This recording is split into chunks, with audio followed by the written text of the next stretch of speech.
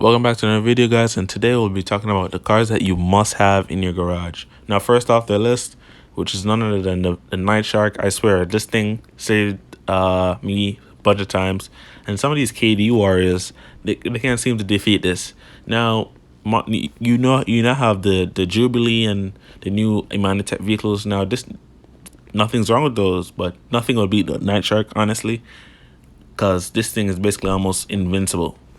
Now, this vehicle starts at a price of $1.2 million from the Warstock and Cash and Carry website. Came out with the gun running update. Now, it's been around quite a while. You don't even need the MOC for to fully customize this thing. So definitely a must recommend. This is why it's on first on the list. As you can see, those holes on the windows are window plates. So now most of the bullets will hit the window plate instead of hitting the actual driver. And now this is actually essential if you don't play in auto aim lobbies. But yeah, next vehicle, the Benefactor Shafter V12. This is actually a racing champion. As you can see, I have a video of this thing basically walking all over the newer sedans that came out with the contract DLC update. I'll link that down below if you didn't see it. But driving this vehicle, you could definitely tell that this is not slow. And there is two versions of this. So there's the more expensive armored version, and then there's the non-armored version. Now both of them, as long as you get the V12 variant, you should get the same sound. It's just the armor. So this thing goes out with 2 missiles, and then that's basically it. But as I said, this is more for races. The Night Shark would be for the free roam lobbies.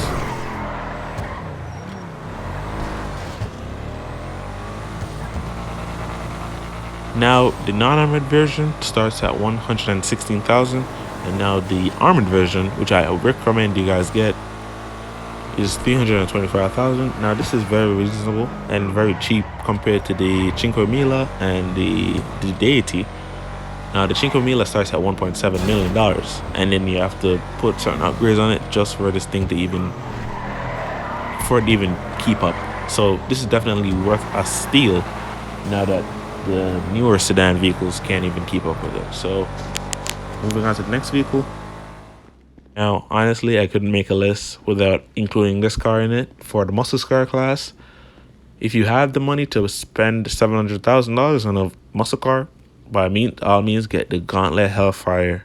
Now, people were going to say, why didn't you say the STX, the Buffalo STX? Now, the STX is not faster than the Hellfire. I already tested it, and there's no need to do a wheelie in the STX, which I already know how to do. But it's not faster.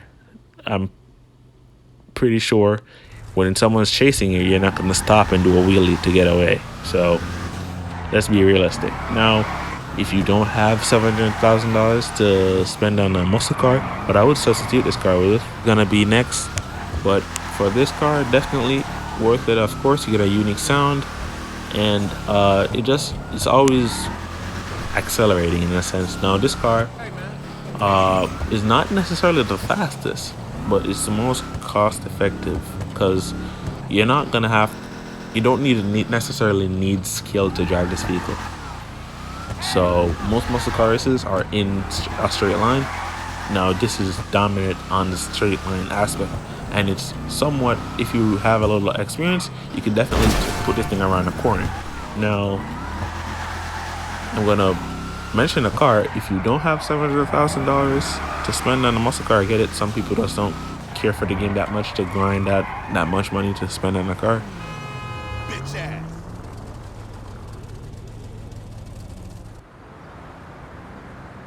Now the next car would be a Pip Wasser Dominator. Now if you have played GTA Online on the Xbox 360, PS4, this car would be for free whenever you try to play on PS4, PS5. So it should be free if you played on the previous generations, the first generation of GTA Online.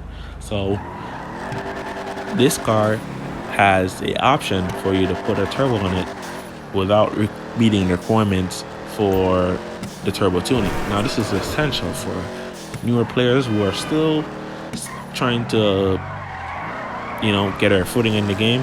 Now this is actually a good thing. So the turbo turns this thing from just a regular Dominator, which is, this car is actually stock faster than the regular Dominator, which you could find on the street, and the turbo turns it into a car that could compete with some of the fastest, such as the Hellfires I just mentioned, the Vapid Clip, the Vapid Blade. Now these cars are very quick. Now this car is unexpected. Not a lot of people know about it, and they pretty much chalk it up as a Dominator that you can find on the street with just a special livery on it. So the reason why I chose this vehicle over the other vehicles that I mentioned is because the turbo option. Honestly, this is essential for most people who don't have some of the options unlocked already.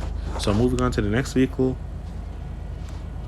in the SUVs class, the Pegasi Toros. Now this car is actually for $498,000, which is a lot cheaper than the Urbank Rebella GTS and the Enos Jubilee and the Pistor Astron. So it's fast. I think it's faster. It's definitely fast. It's faster than a lot of them. So I think it's faster than the Astron. It feels faster than the Astron, and it's much cheaper. So I definitely recommend this. More cost effective, more easier to obtain. And it's based off the Lamborghini Urus. Most people like the Urus. I love this. I love the Urus in myself personally, and I love the Toros. So I think it's a good job that they put this in the game, especially for so cheap. Now, things I don't like about this car is sometimes if you don't have enough downforce on the back of the car, the back starts to hop. But once you get used to the car, you definitely learn how to control it, when to brake, when to just power through. Now moving into the next car, which is the Dubaki Wagner. This car would set you back $1.5 million. Now this car is somewhat expensive, honestly, especially for newer players, but I would definitely recommend it because the way how the newer cars are consistently accelerating, and they're consistently beating each other. Now the new car might be able to beat the Krieger. Now this car could keep up with the Krieger. All it takes is just one slip up in a race and you're right behind them, especially with this thing. So if you're a newer player, I definitely recommend this.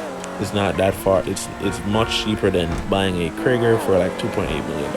So unfortunately, if you want to upgrade, you could sell this car for about $1 million, and then you could get your money back. So moving into the next vehicle,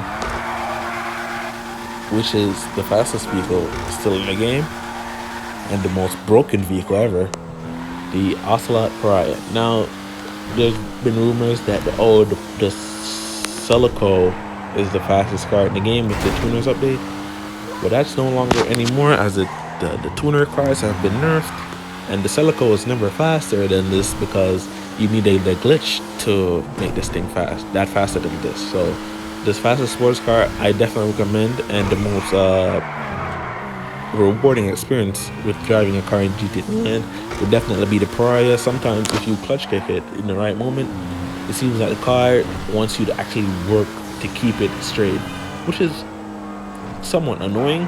And sometimes you really don't want it to do that, but it's still fast. It's still moving. So if you want the driver experience and you want the skill, you could definitely buy this for $1.4 million.